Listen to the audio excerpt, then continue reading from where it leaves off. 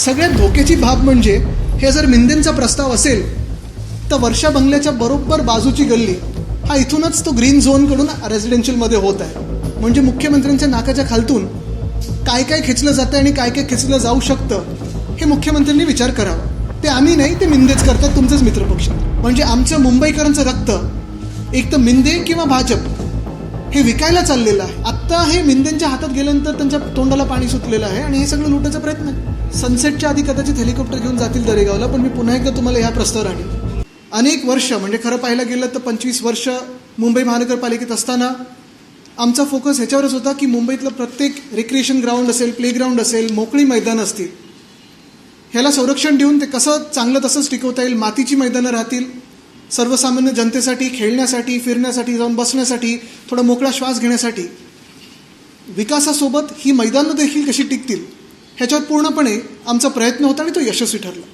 अनेक वर्ष आपण पाहतो ही मैदानं तशीच्या तशी राहिली. अलीकडच्या काळात गेल्या 5 महिन्यामध्ये आणि त्याच्या आधी देखील 3 वर्ष प्रशासक असताना आणि मिंदेंच्या खास करून कार्यकाळात प्रशासक असताना आपण पाहिलं असेल की मुंबईला विकण्याचा प्रयत्न हा मिंदे सरकारने देखील केला आणि त्यांच्या प्रशासकांनी देखील केला. आमचा मुंबई महानगरपालिकेचा मोर्चा असेल, त्यानंतर प्रत्येक ठिकाणी झालेलं आंदोलन असेल, आणि मग मुंबईने आमच्यावर विश्वास ठेवलेले आणि 65 सीट जिंकून देण्याचा जो एक आपण चित्र पाहिलं ते ह्याच कारणामुळे होतं. गेले 5 महिने हे नवीन सरकार बसल्यानंतर आम्ही सातत्याने मागणी करत आहोत की आम्हाला व्हाईट पेपर द्या. सगळे जे काही तुम्ही केलं, मग रस्ता घोटाळा असेल, तुम्ही सगळं पंपिंग स्टेशनपासून सगळे जे काही घोटाळे केलेत त्याच्यावर आम्ही व्हाईट पेपर मागत आहोत. शाळेचे 7 प्लॉट त्यांनी प्रायव्हेटाईज केलेले आहेत. अनेक गोष्टी ह्या गेल्या 3 वर्षाच्या कालखंडात केलेल्या आहेत, त्या पुन्हा एकदा सुरू करण्याचा यांचा प्रयत्न आहे आणि असंच प्रायव्हेटायझेशनचा प्रयत्न आहे. 20 तारखेला जी सुधार समितीची बैठक होणार होती ती अचानक 19 तारखेला संध्याकाळी रद्द केली गेली. 6 की 7 महत्त्वाचे विषय होते आणि आमच्या कानावर असं येतं की डील न झाल्यामुळे ही 19 तारखेला बैठक रद्द केली गेली होती. आता डील हे कोणाचं होतं, काय होतं हे आम्हाला देखील माहिती आहे, तुम्हाला देखील माहिती आहे, आणि आम्ही हे पूर्णपणे हे जे सगळं काही आहे घोटाळा हा टप्प्याटप्प्याने आपल्या लोकांसमोर आणू, मुंबईसमोर आणू आणि कोर्टाच्या देखील समोर जाणार आहोत. पण उद्याची ही जी बैठक आहे, 20 तारखेचे जे काही विषय होते ते उद्या आणलेले आहेत त्यांनी, आणि उद्या सुधार समितीत जे काही विषय आहेत ते भयानक आहेत, ते तुम्ही ऐकून घ्यावं ही माझी इच्छा आहे. विषय क्रमांक 2, मुंबईचे जे रक्तपेढे आहेत, ब्लड बँक आहेत. मुंबई महानगरपालिकेच्या ब्लड बँक आत्तापर्यंत मुंबई महानगरपालिकाच चालवायची. या सगळ्या रक्तपेढ्या सगळ्या आपण पाहिलं असेल मोफत असायच्या पेशंटसाठी, पेशंटला कुठेही चार्ज लावला जायचा नाही. आणि अनेकदा आपण ऐकतो की मुंबईत रक्ताचा साठा कमी झालेला होता. मागच्या महिन्यात देखील आपण पेपरमधून किंवा आपल्याच माध्यमातून ऐकलं की मुंबईत रक्ताचा साठा कमी झालेला आहे. आणि ज्या ज्या वेळेला अशी दुर्दैवी परिस्थिती झाली निर्माण, त्यावेळेला मला अभिमान आहे की शिवसैनिक पुढे येऊन रक्तदान करून ह्या सगळ्या ब्लड बँक भरून काढलेल्या आहेत. मुद्दा असा आहे की रक्त मुंबईचं, अनेकदा रक्त शिवसैनिकांचं, कुठेही जातपात, धर्म, भाषा न बघता आम्ही त्या पेशंटना देत असतो. आज भाजपचं सरकार बसल्यानंतर आणि ह्या खास करून समितीमध्ये, सुधार समितीमध्ये मिंदेंच्या चेअरपर्सन असताना मुंबई महानगरपालिकेच्या ज्या रक्तपेढ्या आहेत, ज्या आत्तापर्यंत मोफत असायच्या पेशंटसाठी, त्यांना प्रायव्हेटाईज केलं जातं, खाजगीकरण होतं याचं. ह्या ज्या काही संस्था आहेत त्याचा आपण पूर्ण पाठपुरावा बघा, पुन्हा जे काही आधीचं सगळं काही कार्यकाळ असेल तर बघा, कोणावर केसेस आहेत, कोणावर असतील नसतील मला माहीत नाही. पण आता त्यांना ही सुविधा दिलेली आहे की त्या प्रत्येक रक्ताच्या पिशवीसाठी 1100 रुपये, बरोबर ना विशाखात आहे, 1100 पर पाऊच, 1100 बेसिक रक्तासाठी, आणि पुढे जवळपास 1600 ते 2000 रुपये पर पर्सन पर पाऊच असं चार्ज करू शकतील.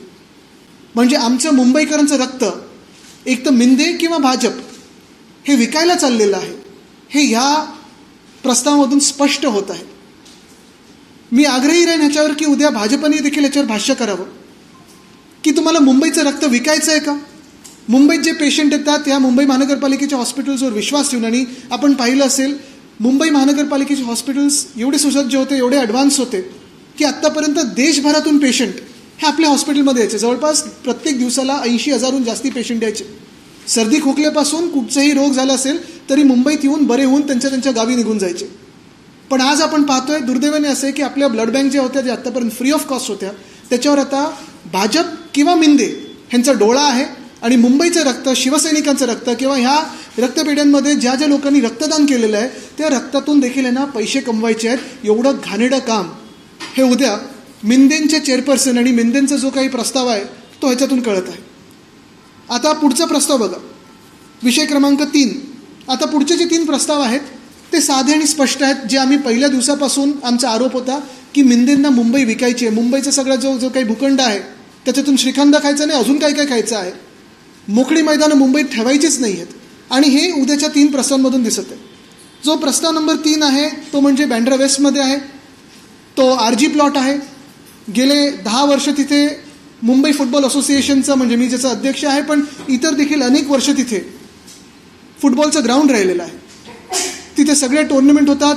जवळपास एका युवा प्रीमियर लीगमध्ये, युवा प्रेसिडेंट्स लीगमध्ये 7,500 मुलांपेक्षा जास्ती मुली खेळतात तिथे. प्रत्येक वयोगटातली असतील, प्रत्येक सोशो इकॉनॉमिक स्ट्रॅटामधली असतील, ही सगळी मुली इथून फुटबॉल शिकतात, फुटबॉल खेळतात. कोण मुंबईसाठी खेळतं, कोण देशासाठी खेळतं. आणि मुंबईतलं हे टफ मैदान जिथे ₹1 चार्ज केला जात नाही या फुटबॉलच्या मॅचेससाठी, आपण पाहिलं असेल. दुर्दैवाने हे देखील आता उद्या एक्झिबिशन सेंटर आहे ना तिथे करायचं आहे. आणि ह्याच्यासाठी उद्या RG टू एक्झिबिशन सेंटर आणि कन्व्हेन्शन सेंटर असा उद्या प्रस्ताव आलेला आहे. मुळात काय म्हणजे तिथेच समोरच लीलावती हॉस्पिटल आहे, बाजूला अदानी काय ते बँड्रा बे वगैरे करत आहेत. तसंच तिथेच पलीकडे रंगशारदाच्या मागच्या बाजूला विंग्ज नावाचं एक मोठं मैदान म्हाडाचं कोणीतरी ढापलेलं आहे. ती संस्था जी कोणाची NGO असेल त्याच्या मागे कोणीतरी असेल, ते किती रुपये पर मॅच घेतात, तिथे एंट्री फी आहे का, तिथे पर मॅच कोणाची फी आहे का, ते तर ह्याच्यापेक्षा मोठं मैदान आहे. म्हणजे कन्व्हेन्शन सेंटरचं करायचं असेल तर हायवेपासून थेट एंट्रन्स ह्यालाच आहे. मग ते का नाही घेतलं, काय याच्यावर डोळा ते माहिती नाही. पण ट्रॅफिक वाढणार, तिथे लहान मुली मुंबईकर खेळतात, मोफत खेळतात, म्हणून त्याच्यावर डोळा आहे. RGचा प्लॉट हा कुठच्याही NGOकडे नाही आहे, हा कोणी ढापलेला नाही आहे, इथे अधिकृत एक असोसिएशन काम करतं, म्हणून हा RGचा प्लॉट त्यांनी ढापायचा आहे. त्याच्यातून स्पष्ट होतं. विषय क्रमांक 4, पुन्हा एकदा RG टू रेसिडेन्शियल, म्हणजे रेक्रिएशन ग्राउंड टू रेसिडेन्शियल. आता हे आहे D वॉर्डमध्ये. इथे लोढासाहेब आमदार आहेत, मंत्री देखील आहेत. इथे आम्हाला असं कळतं की एका उद्योगपतीचा बाजूला बंगला होता, तो बंगला त्यांनी पाडून 2 प्लॉट अमॅल्गमेट करून मोठा टॉवर बांधायचा आहे की मोठा बंगला बांधायचा आहे, मला माहीत नाही त्यांचा प्लॅन काय. पण त्याचं ॲप्लिकेशन कोणी दिलं आहे हे अमॅल्गमेशनसाठी, ह्या RG टू रेसिडेन्शियल करण्यासाठी ॲप्लिकेशन कोणी दिलेलं आहे हे देखील थोडं आपण माहिती काढा. मध्यंतरीच्या काळात माझ्या कानावर आलं की जी काही हे सगळं गृहनिर्माणमध्ये जे काही पॉलिसी बनतात त्याच्या 12B काही झोपडपट्ट्या तोडून तो पण FSI लोड करण्याचा प्रयत्न होता. पण सगळ्यात महत्त्वाची गोष्ट म्हणजे मलबार हिलसारख्या ठिकाणी जिथे आत्ता तरी हिरवळ दिसते, चांगले बैठे बंगले वगैरे आहेत आणि सगळ्या प्रकारचे लोक राहतात, तिथे मुख्यमंत्र्यांचा जवळचा प्लॉट आहे. तिथे मोकळं मैदान जे आहे ते काढून टॉवर बांधायचं आहे, ट्रॅफिक वाढवायचं आहे, विकून टाकायचं आहे की त्या उद्योगपतीला द्यायचं. उद्योगपतीचं नाव आम्ही आत्ता घेत नाही आहोत, पण त्यांनी हा इशारा समजावा. पुढचं म्हणजे आम्ही त्यांच्या घरावर मोर्चा काढू आणि तिथे एकसुद्धा वीट बांधू देणार नाही, हा देखील इशारा आज आम्ही तुमच्या माध्यमातून देत आहे. आणि विषय क्रमांक 6, तो पण D वॉर्डमध्ये. तिथे हरितपट्टा, ग्रीन झोन टू रेसिडेन्शियल असं केलं जात आहे. सगळ्यात धोक्याची बाब म्हणजे हे जर मिंदेंचा प्रस्ताव असेल तर वर्षा बंगल्याच्या बरोबर बाजूची गल्ली हा इथूनच तो ग्रीन झोनकडून रेसिडेन्शियलमध्ये होत आहे. म्हणजे मुख्यमंत्र्यांच्या नाकाच्या खालतून काय काय खेचलं जातं आणि काय काय खेचलं जाऊ शकतं हे मुख्यमंत्र्यांनी विचार करावा. ते आम्ही नाही, ते मिंदेच करतात, तुमचेच मित्रपक्ष. मुख्य गोष्ट हीच आहे की एक तर ब्लड बँक ह्याचं प्रायव्हेटायझेशन. ब्लड बँक जी आत्तापर्यंत मोफत होती, मुंबईकरांसाठी होती, मुंबईचं रक्त होतं, ते देशभरात काही जगभरातले जे कोण पेशंट मुंबईत येतात त्यांच्यासाठी मुंबई महानगरपालिकेच्या ब्लड बँकमध्ये फ्री होतं. हे मिंदेंना आणि ह्या कदाचित भाजपच्या शासनाला ह्याला चार्ज लावायचं आणि ह्या सगळ्या संस्थांच्या हाती द्यायचं, खाजगीकरण करायचं. दुसरं म्हणजे आपण पाहिलं असेल 3 महत्त्वाचे भूखंड मुंबईतले जे आत्ता रेक्रिएशन ग्राउंड आहेत, मोकळी मैदान आहेत, लहान मुलांपासून वयोवृद्धांपर्यंत सगळे लोक तिथे येऊन चालतात, खेळतात, योगा करतात, लाफ्टर क्लब असेल, जे काय असेल, हे सगळं बंद करून एका इंडस्ट्रियलिस्टच्या हातात म्हणजे त्यांच्या बंगल्यासाठी आणि दुसरे 2 रेसिडेन्शियलमध्ये करायचे आहेत. हे नेमकं कोणासाठी होतं आहे हा एक प्रश्न निर्माण होतोच. हा विषय काय आम्ही इथं सोडणार नाही आहोत, कारण हे जसं मी सांगितलं ना, ते D वॉर्डमधला जो प्लॉट आहे जो इंडस्ट्रियलिस्टला दिला आहे त्याच्यात कोण अधिकारी होतं, काय काय त्यांनी याच्यात केलेलं आहे, हे सगळे डिटेल्स आमच्याकडे आहेत. आणि हे सगळे डिटेल्स उद्या हे जर रद्द झाले नाहीत, प्रस्ताव नॉट टेकन केले नाहीत, तर आम्ही पुन्हा एकदा प्रेससमोर येऊन ते उद्योगपतीचं नाव, त्याच्यावर मोर्चा, कोण अधिकारी आहे हे कोर्टापर्यंतच नाही, त्याच्यावर पूर्ण ॲक्शन होईपर्यंत शांत बसणार नाही.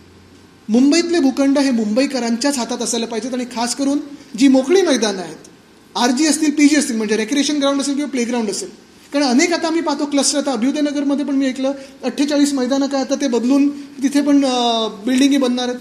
तर हे सगळे जेव्हा तुम्ही क्लस्टर करता किंवा असे काही प्रस्ताव आणता तेव्हा मुंबईकरांना काय पाहिजे तेच झालं पाहिजे. तुमच्या कॉन्ट्रॅक्टर्स आणि तुमच्या बिल्डर सरकारला काय पाहिजे हे झालं नाही पाहिजे.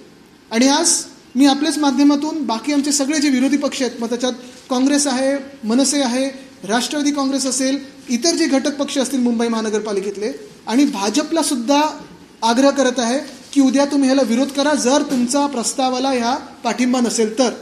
हां, जर तुम्ही ह्यांना पाठिंबा दिलात, मिंदेंना पाठिंबा दिलात, तर आम्ही समजून जाऊ की मिंदेंबरोबर तुम्हाला पण ही मुंबई लुटायची आहे आणि ते उद्याच्या ह्या कारनाम्यातून स्पष्ट होणार. बघा, विरोध जुमानला जात नाही म्हणजे आत्तापर्यंत जे प्रस्ताव आले, आम्ही सातत्याने हे पण मागतोय की व्हाईट पेपर पण द्या. आता BSTमध्ये पण आपण परवा पाहिलं असेल, विरोध आमचा ऐकला गेला आणि त्यांना मागे जावं लागलं. ते पेपरमध्ये पण छापून आलं. अनेक समित्यांमध्ये आम्ही जवळपास 1 किंवा 2 पुढे मागे आहोत. पण हे सरकार आणि ही मानसिकता तुम्हाला माहिती आहे, फ्रीडम ऑफ प्रेस इंडेक्समध्ये किती होतं, पण प्रश्न घेत नाहीत समोरून, काही घेण्याची तयारी नसते आणि ना विरोध हा ऐकायचाच नसतो, किती लोकांच्या भल्याच असला. उलटं लोकांच्या भल्याच असला तर ऐकायचंच नाही. हीच मानसिकता कदाचित भाजपची बनत चालली आहे का हे उद्या कळेल आम्हाला. आणि दुसरं म्हणजे आमची जी आंदोलन आहेत रस्त्यावरची ती पण आम्ही करत आहोत. आजच कांद्याचं आंदोलन झालं. सुधार समितीची बैठक जी आहे ती रद्द झाली, का रद्द झाली तुम्ही स्पष्ट नाही केलं, पण याच्या अगोदर देखील 2 सुधार समितीच्या बैठका अचानक रद्द झाल्या. तेच मी सांगितलं ना, डील या नो डील हा कार्यक्रम चालू आहे. सदस्य का आवाज उठवत नाही, का अचानक उठवत आहेत, आम्ही सगळे तिथे ऑब्जेक्शन घेतो. रद्द का अचानक केल्या जातात बैठका? हे तुम्ही आता जे डील या नो डील करतात त्यांना विचारा ना. स्टँडिंग कमिटीमध्ये हवा तसा विरोध दिसत. बघा, आम्ही विरोध जो आहे ना तो नुसतं विरोध करायला काही तलवारी घेऊन फिरणार नाही होत.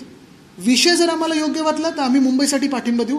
जिथे जिथे विरोध करावा लागतो तिथे विरोध करणार. 100 दिवस पूर्ण झाले सरकारला. पत्रकार परिषद मुंबई अध्यक्षांनी महानगरपालिकेमध्ये घेतली. पेट्रोल पण 100च्या पुढे गेलं, डिझेल पण 100च्या पुढे गेलं, LPG पण असंच सगळं चाललंय. 100च चाललंय सगळं. आज मंत्रिमंडळामध्ये निर्णय घेण्यात आला, सावंतवाडी रेल्वे स्थानकाचं नाव बदलून नामकरण करणं असं म्हणणं. मात्र अनेक नामकरण अजून प्रस्ताव तसेच पेंडिंग आहेत. आपल्याला आठवत असेल, छत्रपती संभाजीनगर येथे आम्ही 2020 साली देखील प्रस्ताव दिला होता की तिथे ते इंटरनॅशनल एअरपोर्टला छत्रपती संभाजी महाराज विमानतळ असं नाव द्यावं. इथे लोकनेते दिबा पाटलांचं नाव द्यावं. दिलं त्यांनी.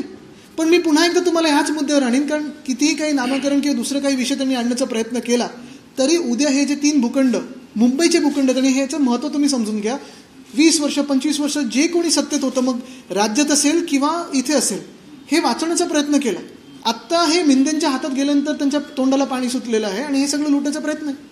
अरे, मुंबईमध्ये पण किती नामकरण करण्याचा त्यांनी आत्ता प्रस्ताव दिलेला आहे. मी तुम्हाला परत एकदा ह्या विषयावर आणीन, कारण परिस्थिती बघा तुम्ही. नावं नंतर बदला, पहिली परिस्थिती बघा. ज्या सुधार समितीचं मी बोलत आहे तिथे चेअरपर्सन मिंदेंचे आहेत. आणि जर भाजपला दाखवायचं असेल की हे त्यांना मान्य नसेल तर उद्या त्यांनी हा प्रस्ताव मागे घ्यावा की विरोध करावा. सनसेटच्या आधी कदाचित हेलिकॉप्टर घेऊन जातील दरेगावला, पण मी पुन्हा एकदा तुम्हाला ह्या प्रस्तावावर आणीन.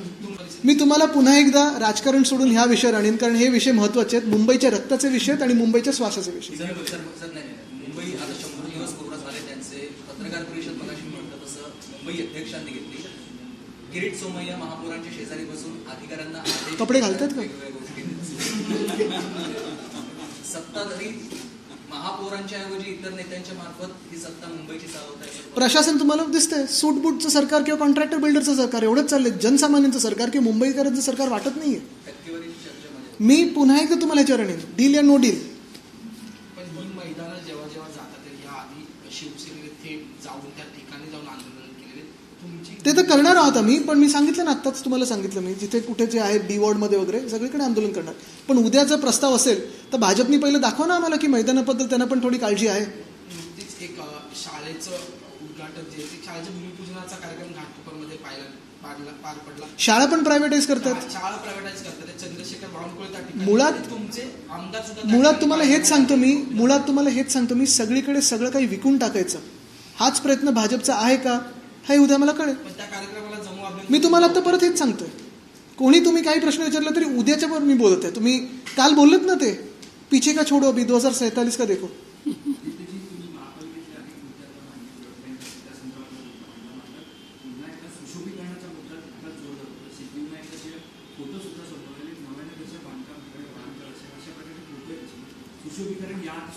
सुशोभीकरणासाठी आम्ही मागच्या वेळीपासून आम्ही आत्तापर्यंत हाच आग्रह धरलेला आहे की सुशोभीकरण जे मुंबईत झालं असेल प्रत्येक वॉर्डमध्ये 30 ते 40 कोटी त्या वॉर्ड ऑफिसरनं दिले गेले.